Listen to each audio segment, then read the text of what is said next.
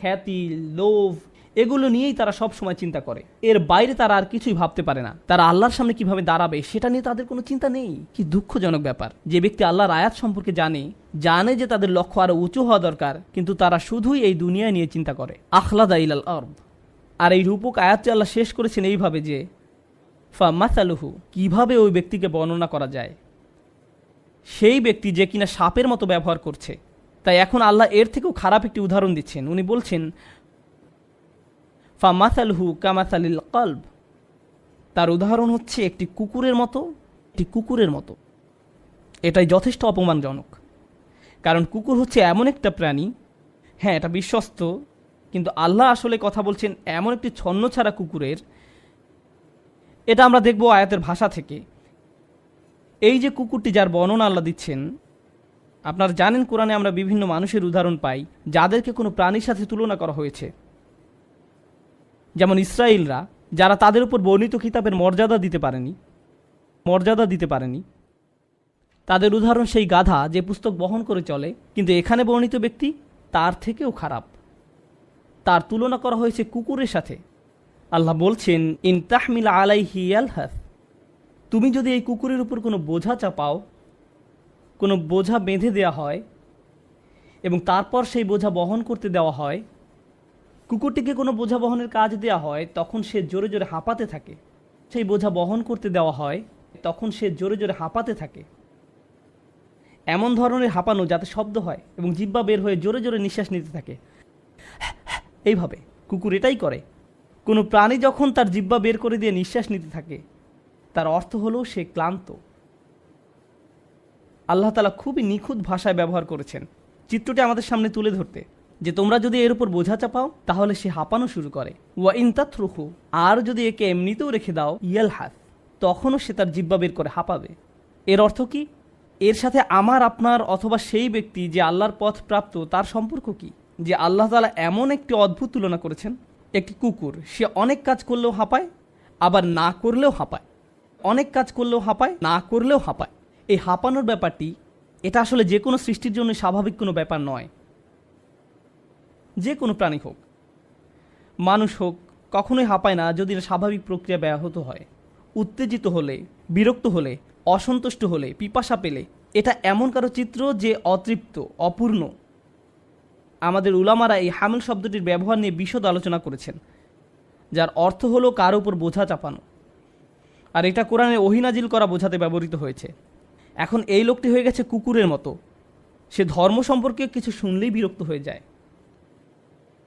এই ব্যক্তিই কিন্তু সেই ব্যক্তি যে দিন সম্পর্কে জানত, সে ধার্মিকও ছিল, কিন্তু যখনই সে এর থেকে দূরে সরে যাওয়া শুরু করলো, তারপর যখন ইসলামে কোনটা সঠিক কোনটা ভুল এই সম্পর্কে কিছু শুনে, মনে মনে সে এটা আর পছন্দ করে না, সেটাতে বিরক্ত হয়। তারা নামাজ পড়ে কোনো শান্তি পায় না।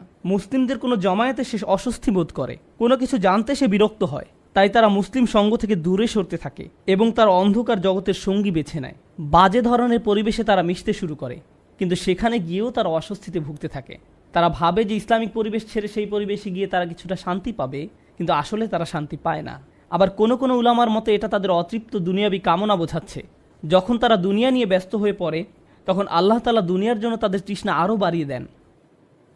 শয়তানও তাদের পিছনে পড়ে, কারণ শয়তানকে তারাই পেছনে পড়তে সুযোগ দিয়েছিল। এখন যেটা হয়েছে, শয়তান তাদেরকে খালি ভোগের পর ভোগ করতে বলছে, যদিও তাদের হয়তো ভোগের আর প্রয়োজন নেই। এর মানে কি? এর মানে হচ্ছে এমন কেউ যে হয়তো টাকা পয়সা কামানোতে আসক্ত হয়ে পড়ে, কামনা বাসনা চরিতার্থ করার ধান্দায় থাকে, অতি ভোজনে আসক্ত হয়ে পড়ে, বা এরকম কিছুতে। তারা খাবার কথা চিন্তা করে যখন তারা ক্ষুধার্ত থাকে, আবার যখন থাকে না তখনও তারা খাবারের কথাই চিন্তা করে। তারা হয়তো দুপুরের খাবার খাচ্ছে আর তখন চিন্তা করছে রাতের খাবারে কি খাবে। তারা জিনিসপত্র কেনাকাটা নিয়ে অতিরিক্ত মগ্ন থাকে। হয়তো তারা দেনার ভারে ডুবে আছে, তখনও ভাবতে থাকে আমার ক্রেডিট কার্ড দিয়ে কি কি কেনা যায় আর কি পাওয়া যায়। এভাবে মানুষ মানসিক অসুস্থতায় ভুগতে থাকে এবং কোনোভাবেই নিজেকে প্রতিহত করতে পারে না। যেভাবে একটি কুকুরও নিজের হাঁপানো বন্ধ করতে পারে না, কারণ থাকুক আর না থাকুক, প্রয়োজন থাকুক আর না থাকুক, হাঁপাতে থাকে।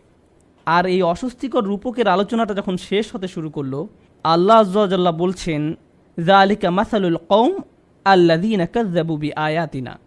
এটা হচ্ছে সেই ধরনের লোকেদের উদাহরণ যারা আমার আয়াতকে মিথ্যা প্রতিপন্ন করেছে।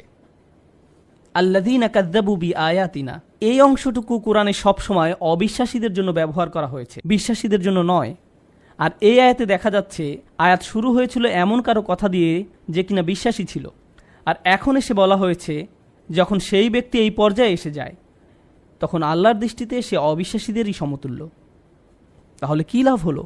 আমাদেরকে আল্লাহর আয়াত দেওয়া হয়েছে যেন আমরা মানুষ হিসাবে বাঁচতে পারি, কোনো জন্তু হিসেবে নয়। এমন কেউ না যে প্রবৃত্তির বশে সব কিছু করে। যদি আমরা তা না করতে পারি তাহলে অন্য কারোর সাথে এই ব্যক্তির কী পার্থক্য রইল? খালি বাহ্যিকভাবে এমন ভাব ধরা যে আল্লাহর কিতাবের প্রতি তার অনেক ভালোবাসা রয়েছে, কিন্তু ভিতরে এর প্রতি কোনো টান বোধ না করা। আল্লাযীনা কাযযাবু বিআয়াতিনা, আল্লাহ যেভাবে আয়াত শেষ করেছেন সেটা দেখে আমি একেবারে বাকরুদ্ধ। ফাকসুসিল কসাস লাআল্লাহুম ইয়াতাফাক্কারুন, তাদেরকে বিবিধ কাহিনী বলুন যেন তারা চিন্তা করতে পারে। এইভাবে আয়াতটি শেষ হয়েছে, তাদেরকে বিবিধ কাহিনী বলুন। আল কাসাস বহুবচন, এর মানে হচ্ছে এই যে ঘটনাটি শুধু একটি মাত্র ঘটনা নয়, বারবার এই ঘটনা চলতেই থাকবে। আমাদের চারপাশে এমন অনেক লোক থাকবে যারা হয়তো একসময় ধার্মিক ছিল, কিন্তু একসময় সে নাই হয়ে গেছে। গোপনে ধর্ম মেনে না চলে উপরে উপরে দেখানোর মানে হলো প্রকৃতপক্ষেই ধর্ম অস্বীকার করা। এরকম কাহিনী আমাদের চারপাশে অহরহ ঘটবে, তাই তাদেরকে নিয়ে ভাবতে হবে। লাআল্লাহুম ইয়াতাফাক্কারুন, যেন তারা গভীরভাবে ভাবতে পারে। আর এটাও ভাবতে হবে যে আমি নিজেও কি সে একই রাস্তায় যাচ্ছি কিনা।